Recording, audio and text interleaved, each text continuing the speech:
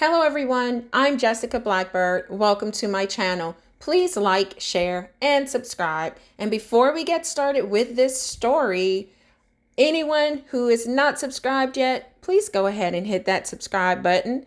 And all of my lovely, beautiful subscribers, you guys, thank you so much. And everyone, go ahead and hit the like button so that my video will be seen by more people.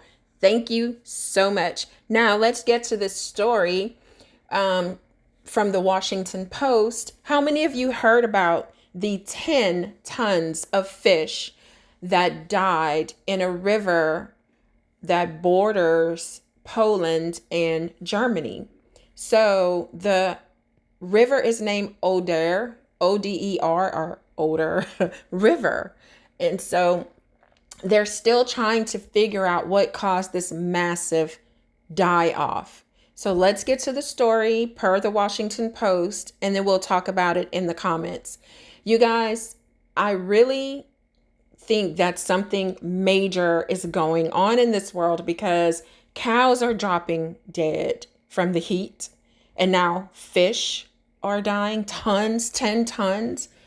This is a really scary time. Anyway, back to the story. German officials expressed mounting anger Monday at the slow flow of information from Poland as experts raced to discover what killed 10 tons of fish in a shared border river. German Environment Minister Steffi Lemke demanded a transparent and full investigation into the cause for the massive fish die-off in the Oder River after having met her Polish counterpart in the Polish border city of Szczecin on Sunday evening.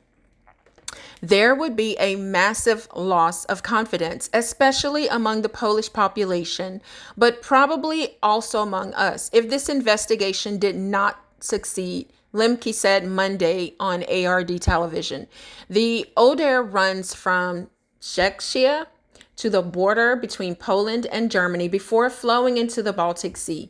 10 tons of dead fish were removed from it last week, and people have been asked not to swim in it or even touch its waters. Authorities have not yet found the reason for the massive fish die-off. Authorities on Monday were putting up sea barriers usually used during oil spills on the Szczecin Lagoon. I know I'm saying that wrong, but I don't know how to pronounce it.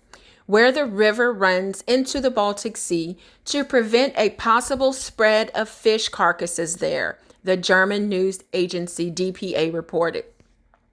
Lemke also announced the 2 European Union countries have created a task force with experts to exchange updates on the investigation into the ecological disaster. It clearly is a disaster, you guys, because 10 tons of fish. Think about how many people that can feed, The state governor of Brandenburg, which borders Poland along the Oder River, criticized Polish authorities for their lack of information on the fish die-off. The information about the environmental disaster has come only in dribs and drabs, or not at all, Dmitry Wodke said, adding that this must be dealt with urgently in the coming months, DPA reported. The German Environment Ministry said they were expecting results on possible toxins in the river water last week. Brandenburg State Environment Minister Axel Vogel said it may take several more days until we have checked through all the substances that we consider possible.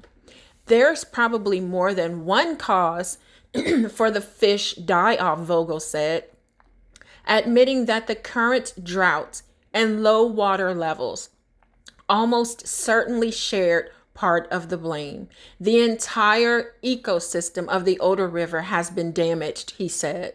That's why we don't think we have a disaster that can be solved within half a year by repopulating with fish, Vogel said. So you guys, if this is a die off of 10 tons of fish due to the ecosystem changing because of low water levels, this could definitely happen around the world because we're seeing rivers and lakes drying up right here in the United States.